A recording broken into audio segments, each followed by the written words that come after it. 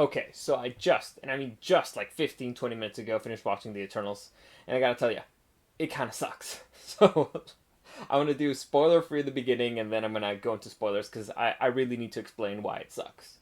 Welcome to the newest episode of SDW. Super Dario World!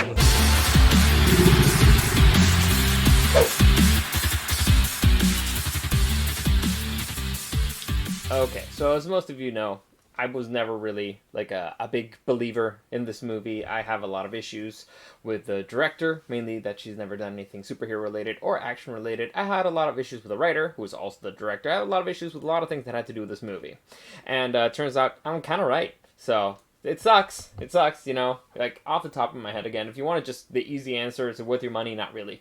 At least I don't think it was worth my money. It's too long, too slow, and kind of boring. And does it really have to do with the MCU? Doesn't really feel like it. Feels like it's kind of its own separate thing. But before I get into like all those details and all that stuff, let me just give you a quick reminder that any comments, questions, or suggestions you can find me at Dario at Super Dario World on YouTube and on Twitch, live streaming Monday, Tuesday, Wednesday, and Friday. Today I'm not doing a live stream. This is pre-recorded. I did it the night before. Anyway, you can also find me on Instagram at DarioSDW and at Super Dario World.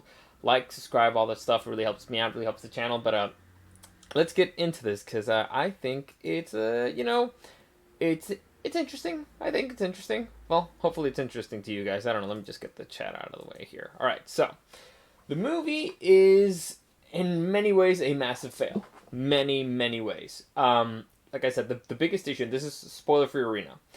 The acting is okay for the most part, except the main character. The main character, Cersei, is actually the most boring character in the entire film. Like, out of all the Eternals, she's the most boring. And if for those of you who don't know what the movie's about, let me just give you a quick version here.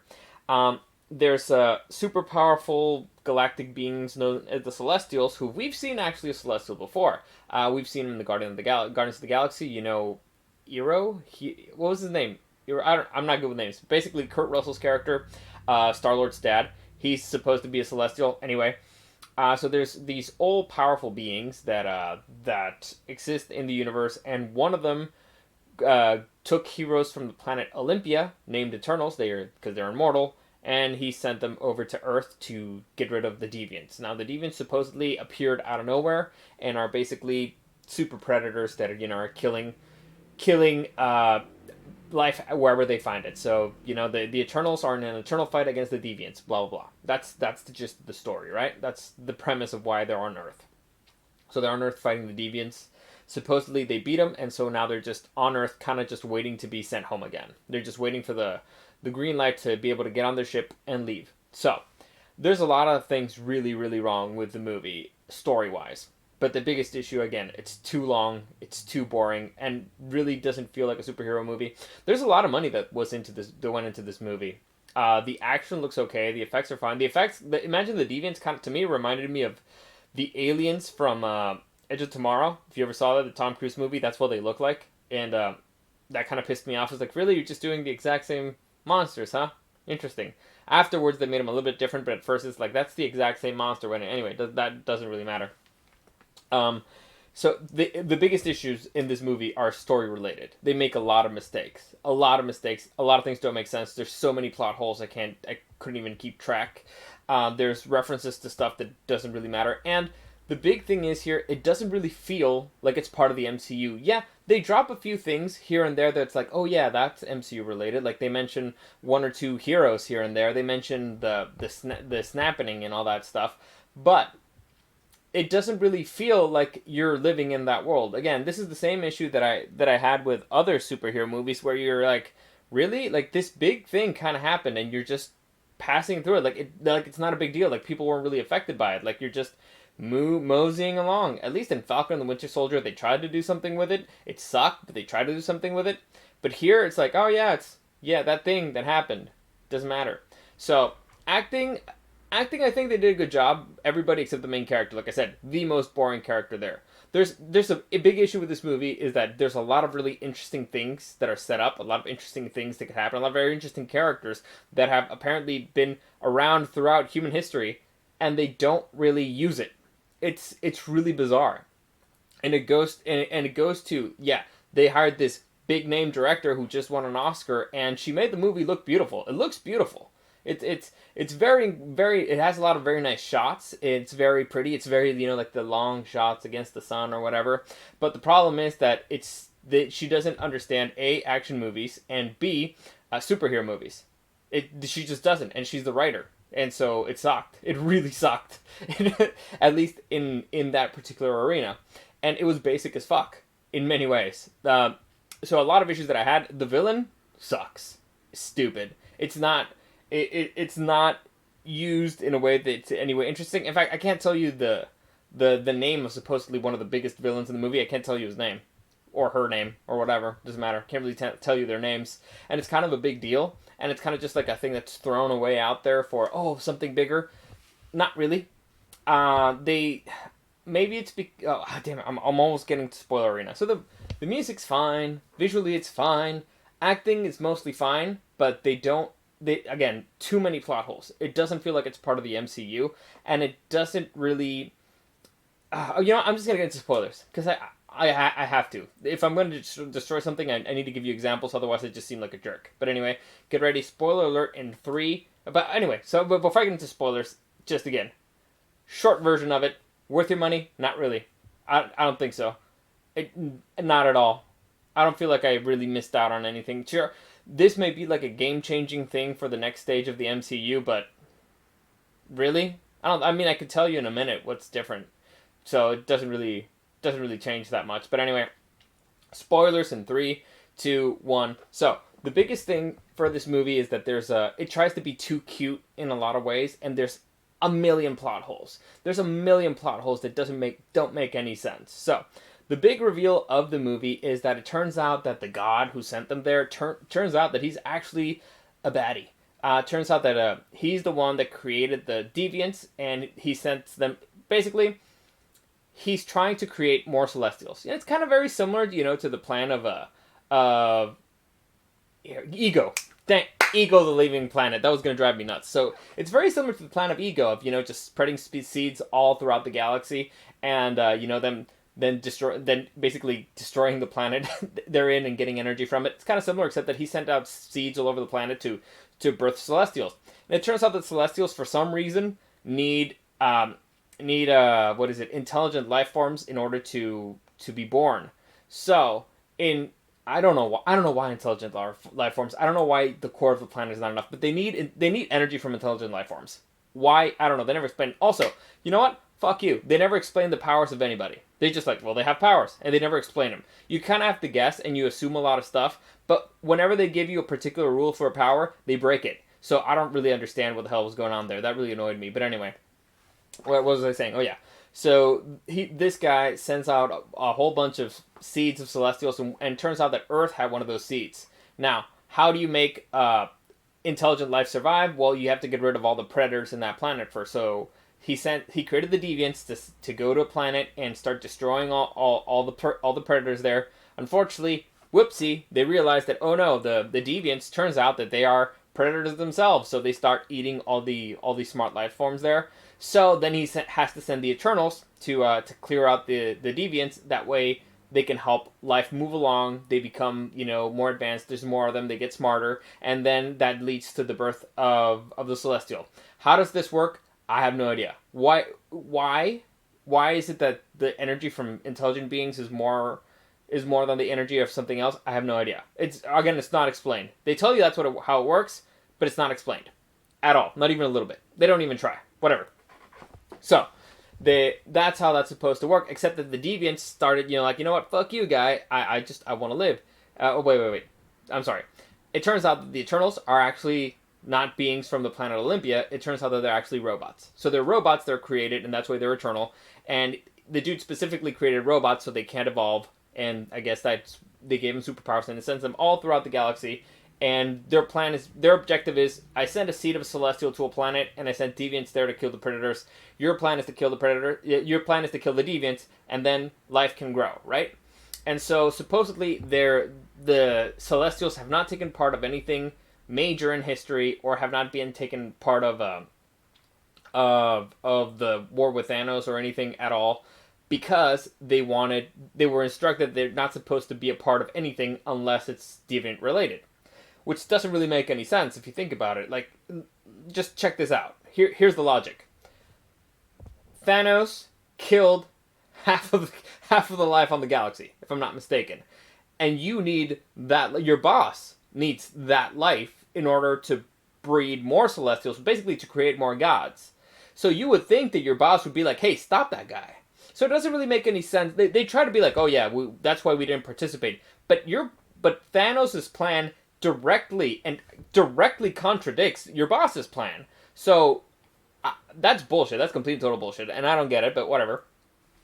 Then basically the whole plot of this movie is that the Celestials, they're trying to get together again because they broke up about 500 years ago in Tenochtitlan, or it was Teotihuacan. I don't even know. I think it's Tenochtitlan, which, by the way, really annoyed me because supposedly it's, it's this big scene. This is a big scene where, the Spaniards are killing off the natives or whatever, the Aztecs, and that's really not how that happened. It's actually the Aztecs. Well, the Aztecs were total assholes and were basically enslaving everybody. And so when the Spaniards got there, they told everybody, like, "Hey, aren't those guys assholes?" Like, in other words, like, "Yeah, we hate those guys." Like, well, how about if you join us and we kill those assholes and we'll help you out? And that's kind of how that happened. So it was mostly natives, but whatever. And also, there's also a scene where they're in the Amazons, and supposedly they are in the Amazons, and one character says, this is the last place we were together, the last place we lived together. But we saw that the last place they lived together was Tenochtitlan, and that's not in the Amazons. So again, it's plot hole palooza left and right, and it's little things, but it's really annoying. There's a little kid calls them, all right, the one of the Eternals, one of the main guys, Icarus. He can fly, he has super strength, and he shoots laser beams from his eyes. And there's a little kid who calls him Superman. Like, hey, that's Superman, because he sees him on TV. And I was just like, Superman doesn't exist in this world. There's another character within the MCU, who flies, throws laser beams from his eyes, and has a cape. His name, his Vision. Yeah. So why would a kid call him Superman instead of Vision? I don't know, because Superman doesn't exist in this world. It would be, it actually makes no fucking sense. I don't know how they approved that in a fucking script. Why didn't they just be like, hey, yeah, you know what? Just use Vision, you dumb shit. Anyway, doesn't matter. All that doesn't matter. It's stupid. It's stupid. Okay, so what was I saying plot-wise? Oh yeah, so the plan directly contradicts, so it doesn't really make much sense there. And the big issue here, the big issue with the movie, after all, in the end, to me, it's supposed to be a movie of why robots should say. And by the way, there's a lot of rules with the robots that don't make any sense. Again, they don't tell us their powers or why they have those particular powers. But okay, and again, they changed the rules. I'll get into the rule changing in a little bit.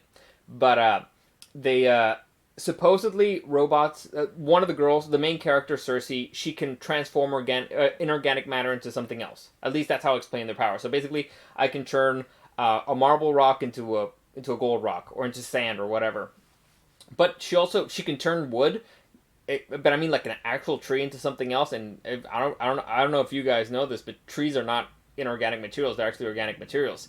And then you're like, well, why can't you transform your friends? Because your friends are also robots. You may look like people, but you're robots.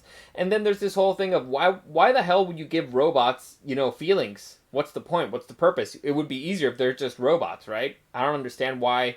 Because the big issue here is that half of them are like, we can't let them kill humanity because when the Celestial is born, the planet dies. And so they're like, we can't let them kill humanity. Well, why would you give your robots feelings? Also, the big issue here starts when the god tells Cersei what his plan is in basically what's going to happen in 6 days. So she's like, I gotta stop this. And you're like, well, what would have been great if you never really told her what was going to happen, and so she wouldn't want to stop it. It's really weird. Again, massive plot. Everything here is created. Basically, the entire plot of the movie is created because the god decided to give his robots too much information and too much feelings. I don't know why. I legitimately don't understand why. It's stupid. It's almost like he shot himself in the foot. But whatever. There's, what else? Let's see, the powers-wise. Again, they tell you there's certain rules for the powers, and then we see her turn organic materials into something else. Now, supposedly, the way that they explain that, or they don't explain it, but you kind of have to do mental gymnastics for it, is because the birth of the Celestial is very close by, and so that augments her powers, but it doesn't really augment the powers of anybody else. Doesn't really make much sense. The rest of the Celestials, I mean, it's kind of basically the Justice League. Athena, which is Angelina Jolie's character, is basically Wonder Woman if she had the Green Lantern's ring. That's basically it. There's another girl who's Flash, basically. So there's another guy then that I don't really know what his powers were at all. He just kind of used tech, but he is tech. And he created. I have no idea what his powers are. To be honest, I don't. I just saw the movie. I couldn't tell you what his powers are specifically. There's a lot of things that don't make much sense. It's plot-wise. It's very stupid. And the biggest flaw in this movie, personally, besides all the plot holes, besides all that stuff, besides it being slow, besides it being boring, the biggest flaw is that it's a movie where you're trying to convince the audience that robots think that humanity's worth saving. But before that, the following the orders of their commanders and their beliefs and all that stuff. And there's really not that much interaction with humans. In fact, the few interactions that they have with humans, you see them, they're actually not that nice. So it's like, you would think that you would throw moments in there where humanity looks good, where humanity's like, oh, no, they say it. Like, oh yeah, I saw this, I did that, but you don't show it. And in film, the rule is kind of like, show, don't tell. Also, let's get into the villain, because the villain is the most important thing of any basically superhero movie. I'm not exactly sure who the villain was. To be completely honest, I'm not exactly sure. You know who the antagonist was, in a way. So, one of the big reveals of the movie is, again, spoiler alert, is that Icarus, the guy who I told you who's basically Superman, betrays them. So, again, I don't know why. The leader of the Eternals is called Ajax. She's played by, what's her name? Salma Hayek. And she gets killed. And at one point, you discover that the person who killed her is Icarus, and it's because Ajax wanted to stop the Celestial's plan. Again, it's about a week before the planet goes into motion, and Ajax, after millions of years, decides, you know what, I'm going to turn against my master because humanity's so awesome, I'm going to save it. Again, we haven't really seen her interact with humanity, and we haven't really seen moments where humanity's worth saving in this particular film, or her even, interacting with a girl or something, or a guy or whatever. Nothing. She just decides, I changed my mind. After millions of years, this planet's special, I'm going to save it. For reasons totally unknown, and Icarus is like, you dumb bitch, and he kills her. Now, a lot of people tell me this is a surprise, but I don't really... really basic bitch rules of cinema. If they tell you, from the very beginning of the film, one of the first things that you know about Icarus is that he's blindly devoted to his god. That's usually a sign of a character that's going to be bad. Blind devotion. Unless there's a moment where they find out something bad from the god and it completely devastates them, it's usually a sign like, yeah, this person's going to betray you. It's going to be bad. So if you know that stuff, you kind of see it coming. If you don't know it, it's a surprise, so whatever. I don't know where you fall. I'm assuming you. I'm not assuming shit. Whatever. So this guy is supposed to be like, no, I'm gonna let this happen. However, he'd been kind of helping them before. But the reason that he says he's gonna help them is because the Deviants return, and the Deviants are actually more powerful, and so he wants to protect his friends. But he's willing to kill his friends. So it doesn't really make much. It almost sounds like if he had left them alone, nothing would have happened. But so there's one particular deviant who kills Ajax. Well, I know I just told you that Icarus killed Ajax, but basically Icarus takes Ajax to a place where she can get killed easily by basically a trap set by deviants, and this deviant absorbs her powers. And you're like, but it's a robot. You just told, how can an organic being absorb the powers of a robot? Doesn't really make much sense. And they don't really explain it either. And they also don't never give that particular character a name, and that's supposed to be like one of the big monsters of the movie, but he's just kind of there. The deviants are just kind of there. They use him when it's convenient, when they want to be like, hey, this is where our money went. This is our CGI. We have this big monster battle. But they're really not that important to the plot. Honestly, they're just kind of there. Oh, in the grand scheme of things, they were kind of pretty much useless and just pointless. So, okay, the real big bad here is probably the god Akmesh or whatever his name was. I don't even remember his name. So that guy's supposed to be the big bad, but is he really? I mean, his plan is I'm going to create another god that can create more life. So it's one of those things like I'm gonna sacrifice a planet to birth another one of my species. And honestly, that sounds like a very human thing to do. Like, would you tell a human like, hey, you can sacrifice? Well, what do you like? What are we to them? Ants? You can sacrifice 7 billion ants for your baby. You'd be like, fuck yeah, fuck those ants. I don't give a fuck. I want my baby. So, I mean, I kind of get his point, and a celestial seems to be quite better than a baby because again, they create more suns, which create more planets, which create more life. And it sounds like if you don't have any more celestials, you won't have any more life in the universe.